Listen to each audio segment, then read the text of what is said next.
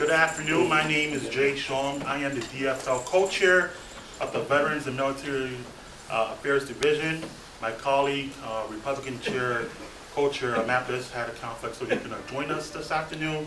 That said, today marks a historic moment for Minnesota, especially for our Special Guerrilla Unit veterans. As part of the Veterans and Military Affairs Finance and Policy Budget Bill, we are proud to include a provision that officially recognizes the service Special Guerrilla Units who fought alongside U.S. forces during the secret war in Laos. We will be passing this bill this afternoon with bipartisan support. In the House, a similar version was passed off the Senate floor last week. This recognition has been decades in the making. For far too long, these veterans have been overlooked, left out of textbooks, excluded from formal honors, and denied full measure of gratitude they earn. But today we say their service matters, their sacrifice matters, their story is American history. This provision is personal to me as the son and grandson of Hmong refugee soldiers. I know the cost of war and the cost of being erased from its narrative. And so recognizing the SGUs isn't just symbolic, it's a long overdue act of respect and a critical step toward equitable veteran support. To every SGU veteran and their family, this moment is for you. Minnesota sees you, Minnesota honors you, and Minnesota stands with you together across party lines. And next is we will have the Minnesota Asian Pacific Caucus Chair, Representative Ethan Cha, to speak.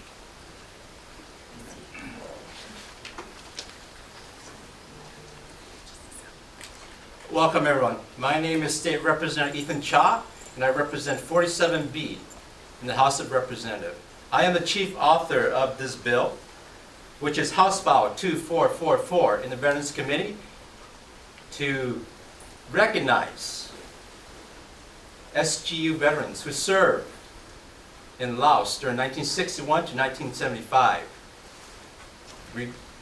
This bill is to restore the spirit, the dignity, and the honor of these men that have not been recognized for too long. It has been 50 years since we came to the United States of America, and it is time that we recognize and honor these brave men who put their lives on the line for democracy in a time when democracy was hope for those in Southeast Asia. This bill is just not a bill. This bill is a beacon of hope. This bill is a beacon of honor, not only for Minnesotans, but for all Hmong Americans in the United States of America.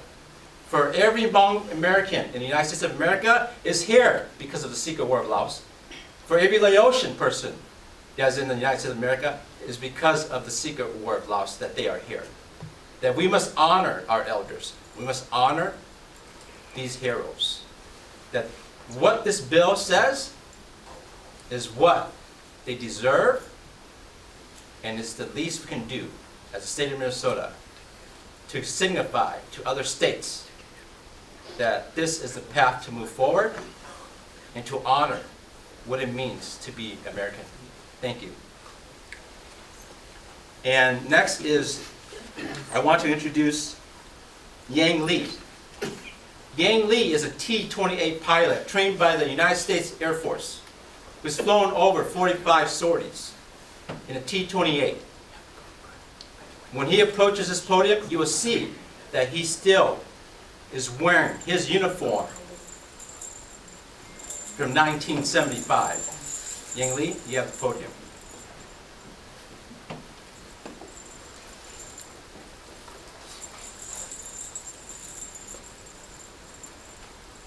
Good afternoon, my comrade and all my friends. It's good to be here for today. My name is Yali.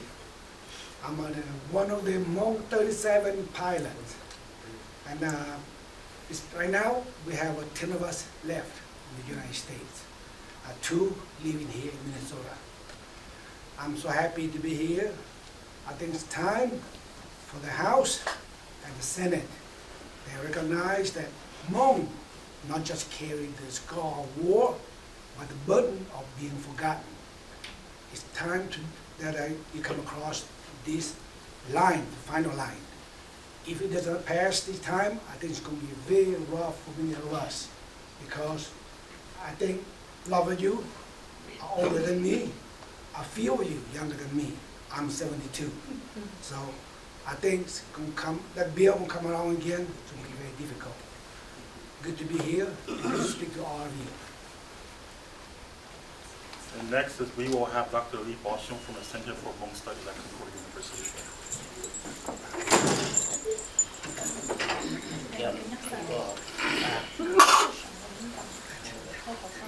Representatives, veterans, ladies and gentlemen, my name is Lee Shong, the director of the Center for Hmong Studies.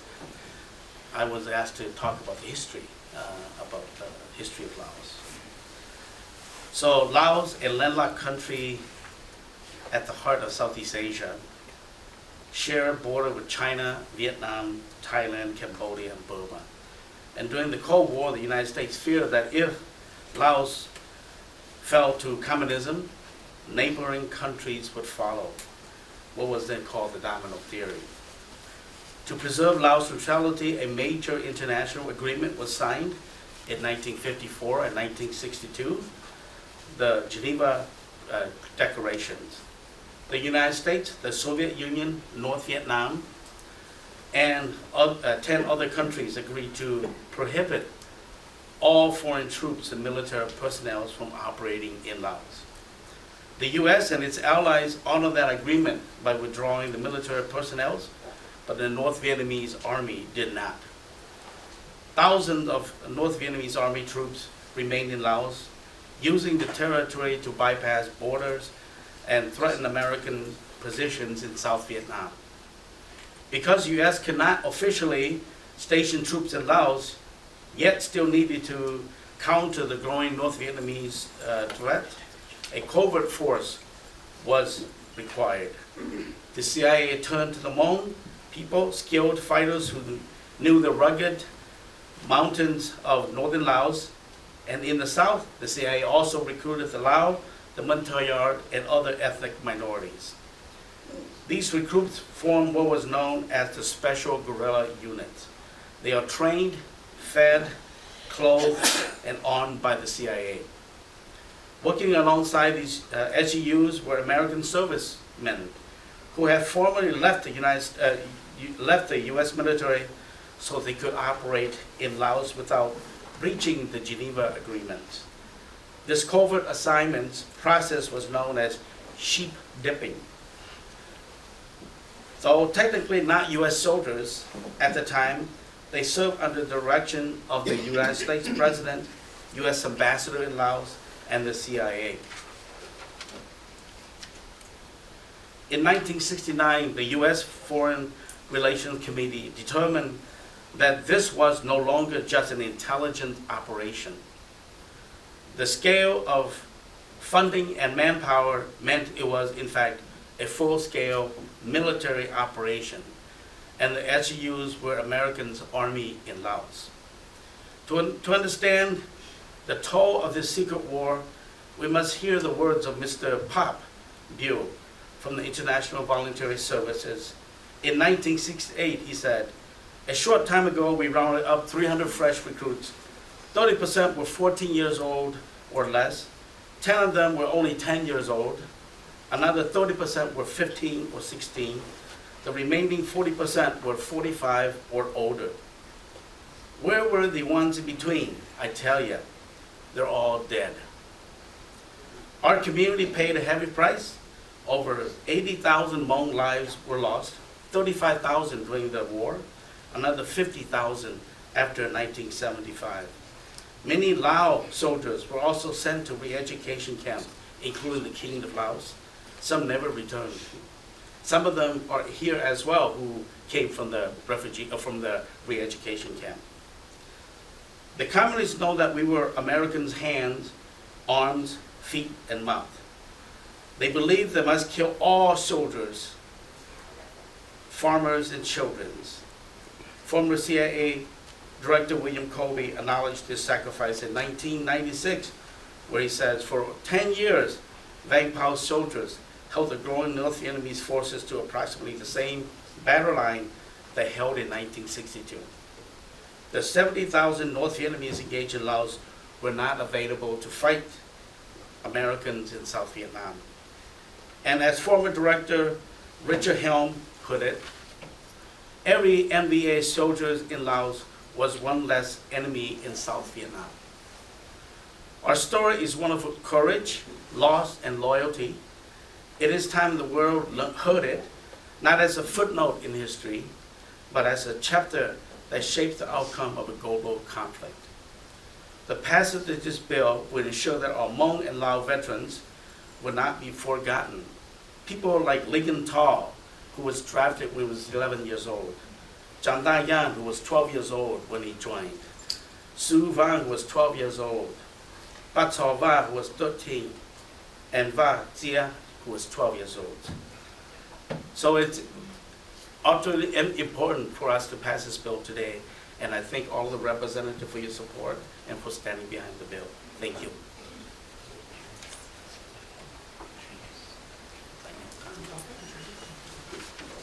And next we have Lieutenant Colonel Tyang, and another claim to fame with him is he was my classmate at the enlistment, so he went on doing better things. So, Colonel Tyang. Good afternoon. I'm represent the children of the SGU.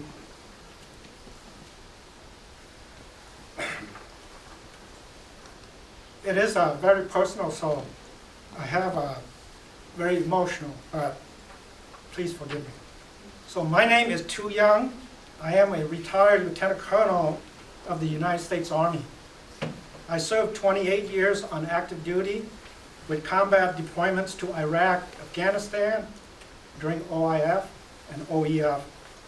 Today, I call upon the Minnesota House of Representatives to support HF 2444. With my father, the late Gong Dang, or Major Yang Di, came to the United States after the fall of Laos, he was shocked and confused why Americans did not know about his service to the United States.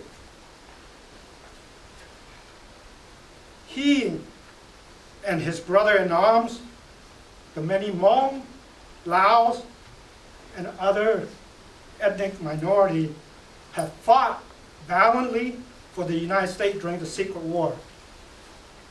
He was severely wounded in action. Although he survived the war, he lost 50% the use of his right arm. Unfortunately, my father passed away 13 years ago and will not be able to see his dream of being recognized as a veteran. However, there are still SGU, as you could see here. Although the number are dwindling yearly, waiting for the day of recognition.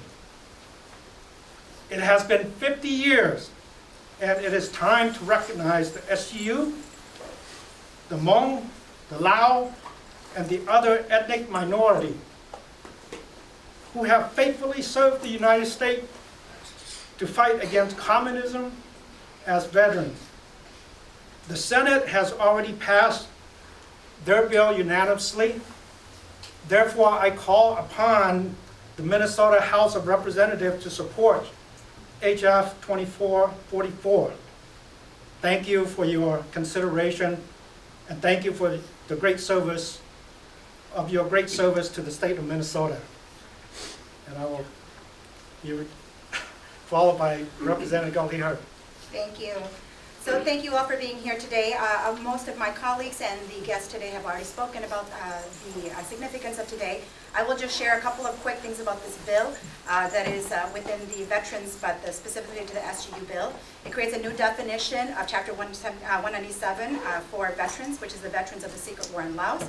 It also creates criteria for eligibility for benefits and privileges.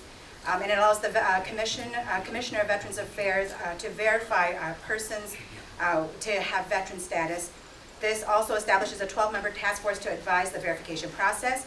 And then it also goes on to list the benefits and privileges, which includes things like veterans designation and driver's license and state IDs, purchase of grave markers, honor guard, state veterans cemeteries, veterans preferences, permissive preference for veterans private employment, quarters for meetings, and a couple of other ones. But we are very thankful and grateful for our Deputy Commissioner who worked very closely with us on this bill to ensure that it is something that the state could pass and could fiscally support. And also thank you to all of the stakeholders and members who participated with us in ensuring that this is a bill that represents all of the SGU veterans who serve valiantly for this country and for freedom. And so with that, I will open it up for questions for the members of the press. Why did it take so long? We wish that it wouldn't have taken so long. I think that, when a war is classified as secret, it is really difficult to have unclassified documents so that we can validate the service of the individuals, and that this bill had actually been introduced many bienniums before. This is not the first time it has been in front of the legislature, and it is now that we have a momentum behind really understanding of the participation of the SGU veterans, but also that having a Minnesota Asian Pacific caucus of 10 members and both have representation in the House and the Senate that has allowed us to be able to put the bill forward and work with our colleagues to help them understand the significance of it. I got honorary citizenship in the U.S. 25 years ago or something like that, but there was never any serious talk of it doing anything like this. And even in California, where the Hmong population is maybe higher, but not as by percentage as it is in Minnesota, they haven't done this. Is this mean to set a model for, say, Wisconsin, California, or just the entire country? We would hope so. I mean, there are Hmong people in many of the United States, and so our hope is that all states start to understand, and I will just do a small connection to Representative Samira's bill that we passed last biennium around ethnic studies, and that when we don't have the education system that actually allows us to be able to understand the diverse communities that live here, it makes it very difficult for people to understand all the ways in which our country is richer and better because of it. And so I think that all of the ways in which we have been able to look at the convergence of different types of bills have created the correct environment for us to pass this bill. And our hope is that other states will follow. I don't know if Dr. Lee Shong wants to add anything to that. Okay. I wonder, I don't know who would speak on his behalf, but General Bang Hao died about 14 years ago, and I wonder what he would think about this. He would be appreciative all the time if our elected official in elected government put this earlier. But however, it is not late. Start today is better than tomorrow. So we appreciate the effort of the state legislators that help putting our request together. Representative Chow will also add to that. I just want to add that if General Powell, he is here. He's in our hearts and in our spirits, and they all here. All the SGUs and the people that lost their lives trying to find a better life for themselves, and those that didn't make it. We've lost so many. I've lost my father. Yesterday, I lost my stepfather. We've lost a lot of grandpas. But you know what? They're all here with us in spirit, so thank you. Yes, Mitch. Yeah, do we have an exact number of how many veterans are still alive today? We don't have an exact number because and I hope that through our verification process through the task force that we'll be able to get better numbers. But we have approximately, we know that there's less than 1,000 left. But Lee, do you want to add to that? Yes, in talking to all of the veterans group, it is estimated about 1,000 or so are left, and so not many of the veterans are left. In Minnesota? Yeah, in Minnesota. Just I would be remiss if I did not acknowledge the co-chair Liz and co-vice chair Olson and the 25 Republican signatures on this bill. This is a bipartisan bill, you know? And there will be more signatures as we move forward. But I want to acknowledge my colleagues on the other side of the aisle who wholeheartedly, genuinely put their signatures on this bill, all 25 of them. Thank you. Any other questions? I wonder if you could explain the impact of the bill for the rest of the veterans here in Minnesota. I think that I went over a little bit already, is that we hope, because of the fiscal outlook for the state, that there is no monetary benefit to it, but our veterans have always told us it was just the recognition of their service. And so we did our best to ensure that they would have some of the rights and privileges, the benefits and privileges that our department, our MDVA could be able to support. And so as I stated earlier, it'll be some of the things that include like the use of the quarters that is available through MDVA, certified vital records, renewal of professional licenses and honor, and remember flags and a couple of the other things that I listed earlier, but that is the actual, what we would call the benefits and privileges that will be available to them. But the fact that they can hold their heads high and say that they are now recognized as veterans in the state of Minnesota for the service during the Secret War, I think that is what we would like to hold up as the most important thing to our veterans. We'll take one more question. Question from and, Carolyn, yeah. The lady in the back. And then Carolyn. Hi, couple quick things. My first question is, what were some of the challenges, I know it's a bipartisan bill, but what were some of the challenges getting some of your colleagues on board? And then my second question is, if this were to pass, what's next? I know you mentioned that there's kind of a lack of education around this. Do you hope to maybe broaden this out once it gets the recognition, maybe work to get some of this information like in public schools? What was the challenge? The challenge is education, is about educating our colleagues. But most importantly, which isn't a challenge, and is what all good legislators should do, is make that friendship with your colleagues across the aisle. Because the work at the House of Representatives takes everyone, all 134. Thank you. What was the second part of your question? My apologies. Yeah, if this were to pass today, what's next? I know you mentioned that there's a lack of education of people knowing. Do you hope to maybe introduce some form of legislation that would educate more people about this in schools, or? You know, I think that there's many, many things, and it would be something that maybe for another discussion, but I think that we can't look at bills as like an individual standalone thing. We look at it as an intersection of all of the different ways, whether it is how do we honor our veterans, and not just what does it mean for the SGU veterans, but we do have a lot of other allied forces, right? And like, what does it mean when the United States gets into conflict, international conflicts? What does it mean when we also marry education with the work that we are doing, so that we do educate our students in Minnesota about the diversity and how everyone ends up here. And that's not just for the Southeast Asian community. We have large East African communities. We have South Asian communities that are here, and they're all here. We're all here for different reasons. And so education, robust education, is very important for that. And so there's not one comprehensive way to look at it, but as a diverse legislature, we all bring forward something that we think will add on to really helping our communities understand each other better.